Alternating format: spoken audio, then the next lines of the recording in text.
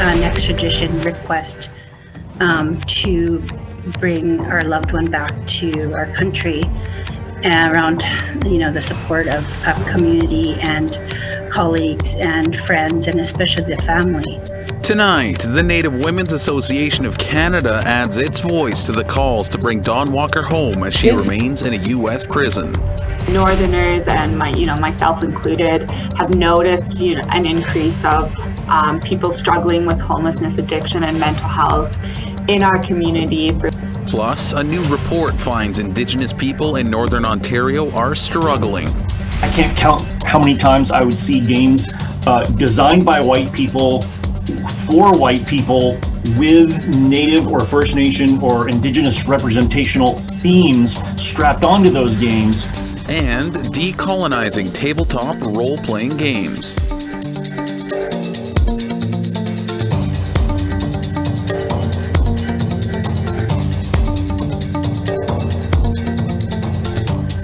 Good evening, Tanse, and welcome to APTN National News. I'm Daryl Stranger. The Native Women's Association of Canada is joining the growing call for the return of Dawn Walker to Canada. The Saskatoon mother is being held in an Oregon jail on U.S. federal charges related to identity fraud and 2 more charges in Canada. APTN's Leanne Sanders has more. The Native Women's Association of Canada is calling on the federal government to negotiate the rapid return of Dawn Walker. The organization argues it's in the best interests of all concerned that she be allowed to quickly address the charges of parental abduction and public mischief that she faces in Saskatoon.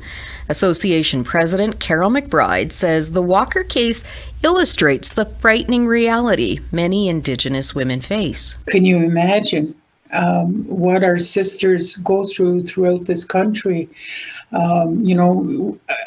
That horrible word genocide.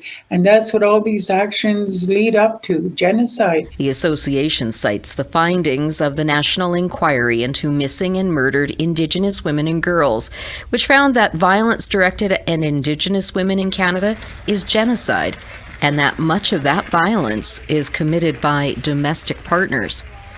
Darlene Rose Okimesum Seacott with Women Walking Together in Saskatoon also said it's important that Walker be returned to the city as quickly as possible. An extradition request to bring our loved one back to our country around, the support of community and colleagues and friends, and especially the family, because we know what that experience is like in the judicial justice system. Both organizations are concerned that officials in the U.S. and Canada will not fully take into account the systemic circumstances involved when Indigenous women believe they're not safe. This is not a place, a safe place to live as Indigenous women. That's the part I'm going on, and that's the part that I'm going to fight for. That the government starts moving on these calls for action. Dawn Walker said she fled Saskatoon because she feared for her and her son's safety. She and her son Vincent had been the subject of a week-long search when she was located in Oregon City.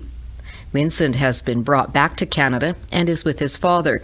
Walker is scheduled to appear in an Oregon court on September 7th. Leanne Sanders, APTN National News, Saskatoon. Some sad news to report out of Saskatchewan today. RCMP says 74-year-old Lois Chartrand has been found dead about 1 kilometer from where she went missing. Chartrand was last seen on August 4th. She was picking mushrooms about 30 kilometers north of Smeaton. RCMP spoke with her by radio the following morning, but then lost contact with her. RCMP say she was found yesterday. RCMP thanked all the agencies and individuals that assisted in the search for Chartrand. They also thanked community members and Lois's loved ones who, despite the stressful circumstances, ensured all searchers were fed and supported. Iqaluit's long-standing water issues are bubbling to the surface again.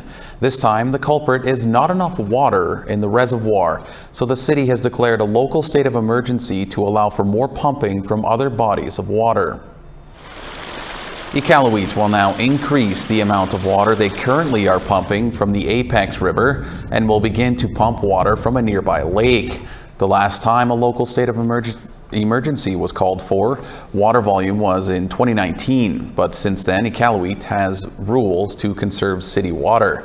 For example, you can't use it to wash a car.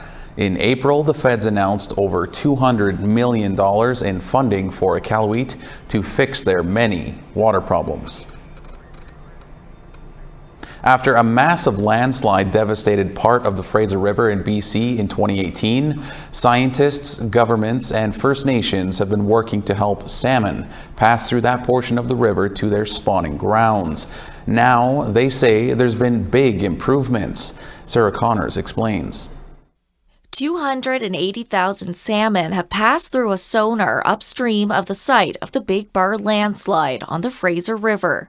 It's a number First Nations are celebrating. It's a positive experience whenever there's fish that can return to the spawning grounds. The Big Bar landslide took place in 2018 on the Fraser River near Iqaluit, British Columbia. Debris from the slide created a 5-meter-high waterfall, preventing sockeye and Chinook salmon from reaching their spawning grounds. After years of conservation efforts like trapping and transporting fish by truck past the slide site, the DFO says data shows the salmon appear to be making their way past the slide site to their spawning grounds. Upwards of 39,000 salmon are passing through the Big Bar area on a daily basis. So far, 741 fish have been radio tagged for monitoring. Officials say trilateral partnerships between governments and First Nations will be key in helping the salmon survive. Sarah Connors, APTN National News, Whitehorse. A new report says homelessness, addictions, and mental health issues are on the rise in Northern Ontario, and all three are overwhelmingly affecting Indigenous people. APTN's Fraser Needham reports. The report looks at data compiled in 2021 and shows the per capita rate of homelessness is 3 times as high in some northern communities such as Cochrane when compared to a major urban center like Ottawa. Holly Parsons wrote the report for the Northern Policy Institute. Northerners and myself included have noticed an increase of people struggling with homelessness, addiction, and mental health in our community, for me in Sudbury. So it was interesting to see that the data, in fact, matched that observation and that, this is a kind of worsening crisis. And the numbers also show the majority of those experiencing the crisis are Indigenous. In the district of Kenora, 88% of their homeless population self-identify as Indigenous. And in fact, there were 5 northern districts that had over 60% of their homeless population self-identify as Indigenous. Other parts of the report show the direct correlation between homelessness, opioid addiction, and mental health issues. It makes a number of recommendations, including the creation of a Northern Service Hub, establishing a Northern Mental Health and Addiction Center, and support for community housing facilities for Indigenous people. Parsons says it is key Northern people play an active role in designing this programming. We need something specific to Northern Ontario because service delivery looks so different up here, and because one-size-fits-all policies don't normally work for Northern Ontario.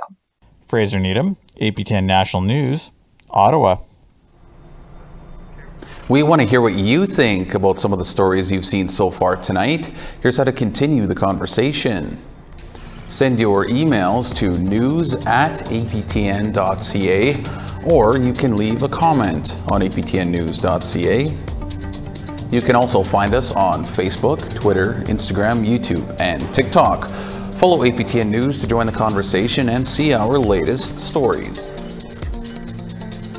All right, time for a short break, but still ahead, we'll chat with Team Canada lacrosse goalie Deacon Knott about the championship at the World Junior Lacrosse Championship this past weekend.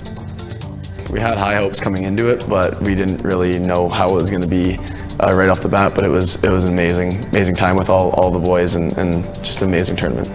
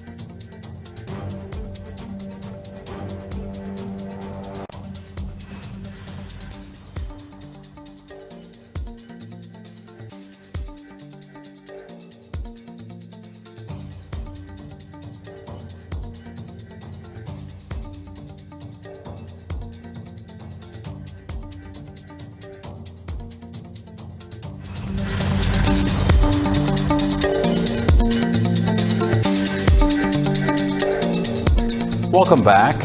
An evacuation order is still in place for the Apex Mountain area in BC as crews continue to battle the Kirimios Creek wildfire. The BC Wildfire Service says crews are now battling the difficult part of the fire, which is quite active and hard to access. The fire is now estimated at 6,900 hectares. Officials are warning the northwest corner of the fire will remain out of control for some time. Saskatchewan's health authority is warning the public about an elevated risk of contracting monkeypox through anonymous sexual contact. The province's chief medical health officer says recent exposures to the virus happened through sexual contact with people coming into Saskatchewan. The exposure so far has been in men who have sex with men, but anyone who is a close contact is at risk. The province has expanded vaccine eligibility to anyone 18 years or older who's a close contact or deemed at higher risk. And health authorities in Quebec are launching another COVID-19 booster campaign. The focus is primarily on people living in private seniors' residences and long-term care homes. The recommended interval between a baseline vaccination and a booster is 3 months. That stretches to 5 months or more between subsequent booster shots. Quebec's public health director is also warning that COVID cases will likely increase this fall as kids return to school.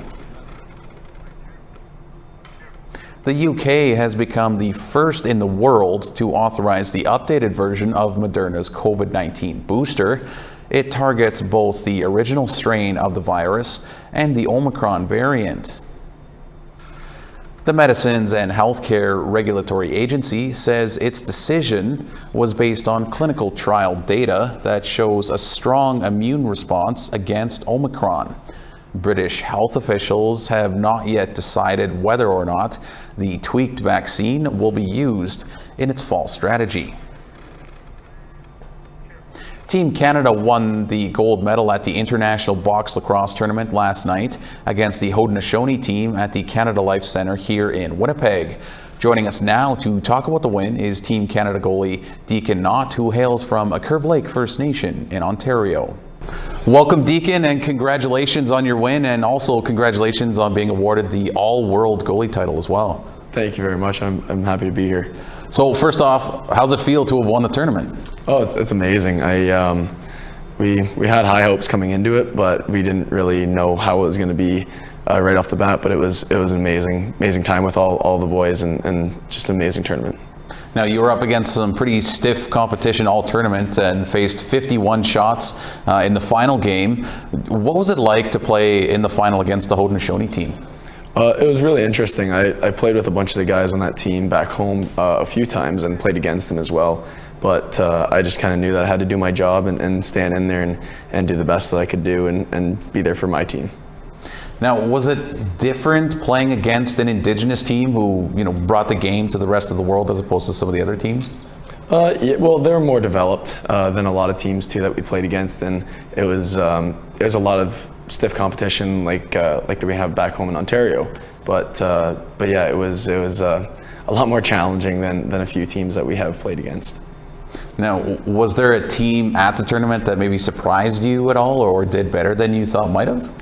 Israel did a lot better than kind of I think a lot of people thought, and they had a really good goaltender from back home as well. He was my goalie partner in Peterborough, but Israel really surprised me on how they played. And what was it like just to play, in a tournament like this again after, such a long time layoff with COVID and all of that, to have, Poland and Israel and Haudenosaunee and just all those teams come together again for a tournament like this? It was really cool. Especially being in such a kind of well-known area and playing against a bunch of guys who I've played against, and a whole bunch of different teams all around the world, which is really cool. And kind of getting laid off by COVID, it's just really nice to be back and kind of back to normal and being with all your buddies again. Now, how did you get started in lacrosse? I was actually a hockey goalie, and they were looking for a goalie, and I figured I'd try it out, and I just ended up loving it and started to do well, and I always loved the game, so I started there. And what should, or I guess maybe could be done to spark the interest in the game amongst other Indigenous youth? I think just getting out there and really just trying it out and growing the love for the game, because it's an amazing game, and everybody who tries it out has something good to say about it. And what was your favorite part of the tournament? I'm sure winning was up there, but was there something else maybe that you will take away from the whole experience? Winning was amazing, but I think right whenever we all kind of got together as a team, we all bonded super well, and a lot of us never even met each other or played with each other, and it was just amazing how easily we clicked and bonded, and I think that was probably my favorite. And what's next for you in terms of your lacrosse career and journey? What's next is I still have another year of junior left for box lacrosse, but I entered the NLL draft this year, and I'm hoping to get drafted in the next month or two. Well, best of luck to you there. We will have to leave it there, unfortunately, but we really appreciate you coming in and speaking with us. And again, congratulations on all of your accolades and winning the tournament as well. Thank you very much. In hockey news, Team Canada will be looking to stay perfect in the World Juniors today as they get set to take on Finland. So far, Canada has a perfect record in the tournament, sweeping past Slovakia, Latvia, and Czechia, but the Finns also come into the game undefeated. While both teams have already booked a trip to the quarterfinals, the winner will take top spot in the group. Puck drop is set for 6 p.m. Eastern. All right, time for one final break, but still to come. The game is focusing on more Indigenous representation. I began to think, you know what? I think I actually have something to contribute here that hasn't been seen in this industry. And I wanted Indigenous folks to feel a sense of optimism and hope in this game.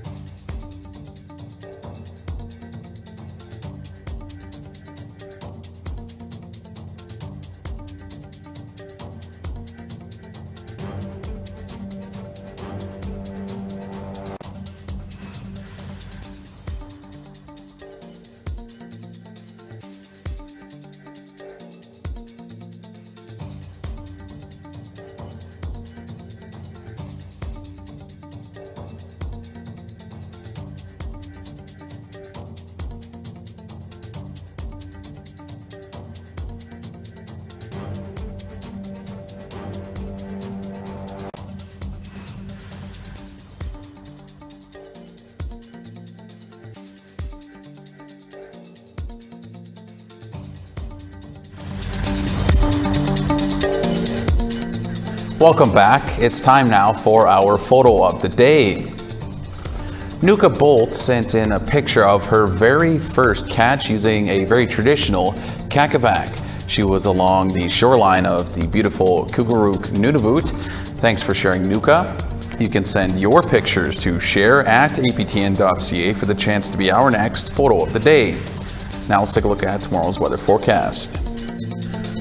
Starting over in the east, 25 in Halifax and 24 in rain in Charlottetown, 23 in clear in Happy Valley Goose Bay, and 20 in Cartwright, 28 in Montreal, and 26 in rain in Val-d'Or, 27 in showers in Windsor, and 24 in North Bay, 27 in clear in Wawa, and 23 in sun in Thunder Bay, 28 in rain in Churchill, and 28 in rain in Thompson, 26 in showers in Barons River, and 27 in Dauphin. Clear and 30 in Regina, and 27 in North Battleford. 29 in clear in La Ronge, and showers in 24 in Stony Rapids. As we move west, to clear in 27 in Fort Chippewa, and showers in 24 in Peace River. 27 in Edmonton, and 34 in Medicine Hat. 27 in clear in Campbell River, and 25 in Bella Coola.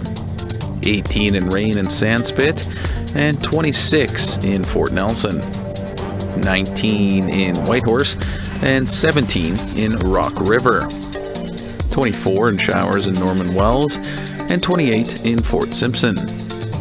19 degrees in Colville Lake, and 18 in Inuvik.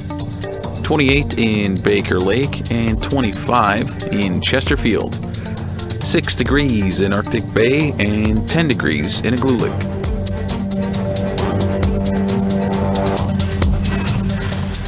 For a growing number of people, TTRPGs, better known as tabletop role-playing games, are a fun and interesting way to spend your free time with your friends or family. Although for many Indigenous players, representation is a tough thing to find in these spaces. Cashton McLeod explains.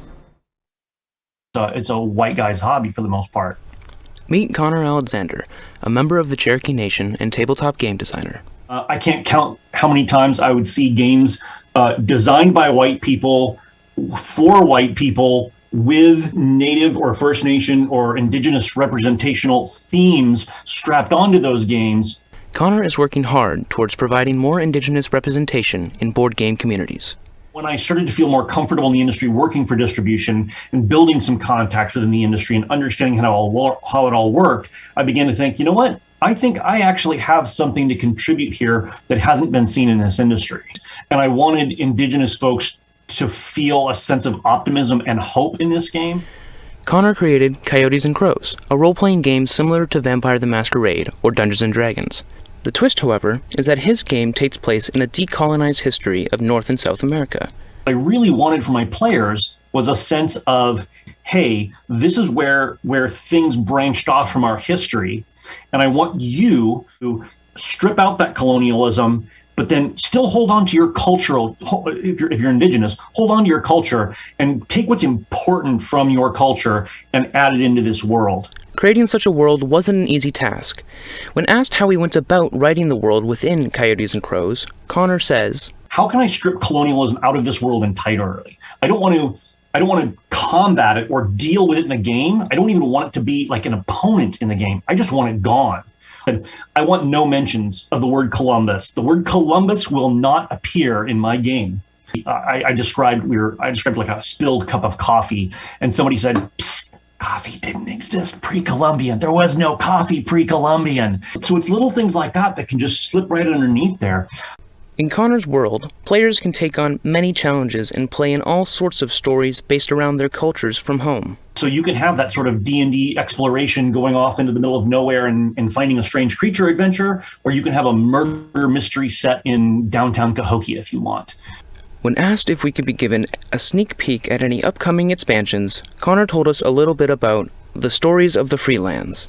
The main thrust of the campaign is 10 new stories for Coyote and Crow written by 10 different Indigenous authors paired up with 10 artists. And I'm really excited about it. Thanks to Connor, Indigenous players like myself have a game we can call our own. Cashton McLeod, APTN National News, Winnipeg. All right, thanks for that, Cashton. If you are interested in Coyotes and Crows, you can support them on Backer IT or visit them on their website for more at www.coyoteandcrow.net. A BC man got a big surprise while walking his dog. Holy shit, you scared the out of me, cat. All right. Mike Anderson captured the moment he stumbled upon a cougar lying on a downed tree. Thankfully, the big cat just watched as Mike and his dog kept walking. Well, that's quite a surprise. Thankfully, no harm was done to anyone involved. All right, that's all we have for you tonight on APTN National News. For more news, you can visit our website, aptnnews.ca. For all of us here, I'm Daryl Stranger. Thank you for joining us. Miigwech, and have a great night.